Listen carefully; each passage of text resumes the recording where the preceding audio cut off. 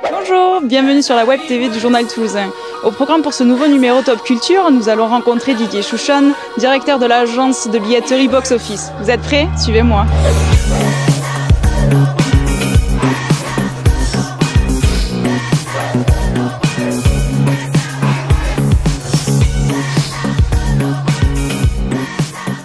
Bonjour Didier. Merci d'avoir accepté notre invitation à répondre à quelques questions. Donc ça fait 8 ans que tu es directeur d'agence de Box Office.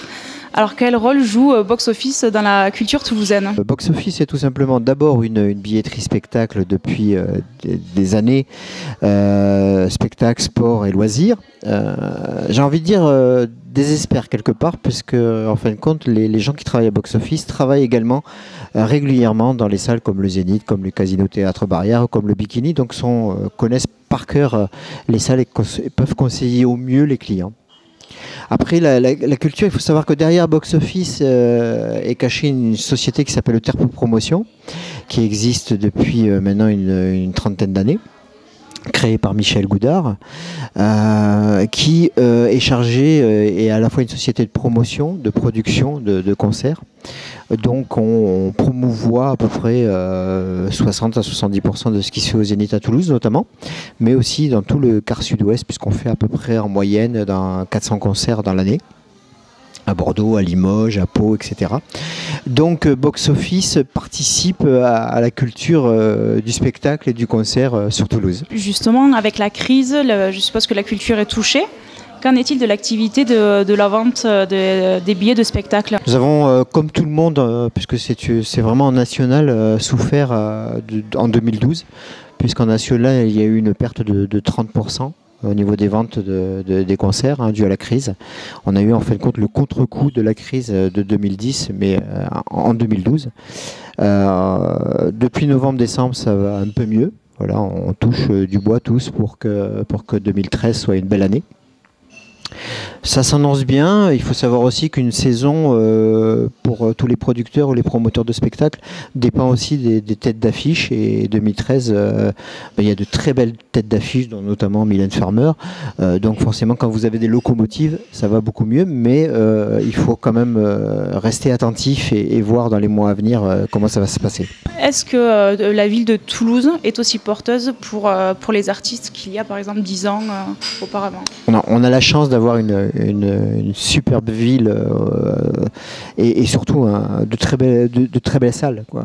Notamment le Zénith de Toulouse, qui est un des plus grands en France, puisque assis debout, le Zénith a une capacité de 9000 personnes. Le Casino Théâtre Barrière, qui depuis qu'il est ouvert, a une programmation qui est de plus en plus riche, avec une très belle salle de 1200 places. Donc déjà on a le Bikini bien sûr qui est réputé au niveau national. Déjà on a de très belles salles, puis on a un public qui aime la culture, qui aime le concert, qui aime le spectacle. Donc on arrive à heureusement faire de très bons résultats grâce à ça, parce que les Toulousains et les étudiants notamment aiment sortir. Donc oui, on a la chance d'avoir une ville très très porteuse. Tout à l'heure, vous disiez qu'il y a eu une baisse d'activité l'année dernière. D'après vous, c'est dû à quoi? Il y a plusieurs raisons. Bien sûr, la crise et le budget des familles et des personnes qui a forcément baissé. Donc à un moment donné, il faut faire un choix. Donc forcément, on achète moins de loisirs. On fait des économies, il faut voir son cas personnel. Forcément, vous sortez un peu moins. Je pense aussi qu'il y a le coût des spectacles qui n'a cessé d'augmenter d'année en année, tout simplement parce que les maisons de disques aussi ont voulu reporter les pertes qu'ils avaient au niveau disque sur le prix d'une place de spectacle. Donc Terre Promotion et Michel Goudard essayent de se battre dans ce sens-là et de faire comprendre aux productions qu'il faut essayer tout en amortissant bien sûr le coût des productions, de baisser quand même le prix des places pour que ça soit accessible à un plus large public. Voilà, donc tous ces facteurs-là qui ont fait que les gens ont moins acheté de spectacles et surtout de grands spectacles comme ce qui peut se faire au Zénith. Alors justement, est-ce qu'il y a des artistes, donc des têtes d'affiche, qui remplissent encore le Zénith aujourd'hui? Heureusement, heureusement j'ai envie de dire. On a bien sûr tous les anciens, Johnny Hallyday, Sardou, qui sont toujours présents et qui sont des rares. Rares sont les artistes français qui arrivent à remplir un, voire plusieurs concerts au Zénith. Là, à l'heure actuelle, on a bien sûr Mylène Farmer qui vit au mois de novembre 2013 et qui en est à sa 3e séance. Déjà 2 concerts complet, le 3e qui est à moitié plein. Et puis dans la nouvelle génération, on citera 2 exemples, Yannick Noah et puis Christophe Maé, qui sont encore capables de remplir des zéniths, mais en France c'est de plus en plus rare. Voilà, puis bien sûr j'ai oublié M qui continue lui aussi à remplir les spectacles, mais on voit que c'est général, c'est-à-dire que même des artistes internationaux, c'est de plus en plus difficile quand même de réussir à faire 2-3 dates complètes dans une grande salle comme le Zénith ou à Paris.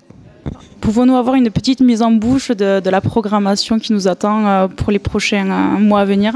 Oui, bien sûr. Alors donc, 2 grands rendez-vous, puisqu'il y a notamment au mois de février, et puis ils reviennent au mois d'avril. Alors ça, c'est l'énorme succès. Après le succès du film, il y a le succès du concert, c'est Star 80. Déjà complète, quasiment complète au 22 février à Toulouse. Bon, forcément, à Toulouse, vous avez déjà 2 artistes toulousains qui sont dedans, donc ça aide, hein, Émilie Image et Madère, donc, et qui nous feront le plaisir de revenir le 17 avril, toujours au Zénith. Une information de dernière minute, j'ai appris il y a quelques heures avant de vous rencontrer qu'on ouvrait une nouvelle séance pour 1789 au mois de mai, le vendredi, le 24 mai. Donc ça nous fera 4 séances pour le nouveau spectacle de Dovatia. Et puis à venir, je vous en ai parlé, Mylène Farmer. Bien sûr, nous allons faire un spectacle qui s'appelle Australian Pink Floyd au mois de mars, qui a déjà eu un énorme succès dans la tournée précédente. Et puis je l'attends avec impatience parce que je suis amoureux de ce groupe. Au mois de juin, Toto, qui revient pour son 35e anniversaire. Voilà, puis pour la rentrée, Mesmer et bien d'autres qui sont... on nous annonce peut-être quelques dates pour Christophe Maé dans la région. On va toucher du bois, on va attendre. Merci Didier d'avoir pris le temps de répondre à nos questions. Et à bientôt sur la Web TV du Journal Toulousain.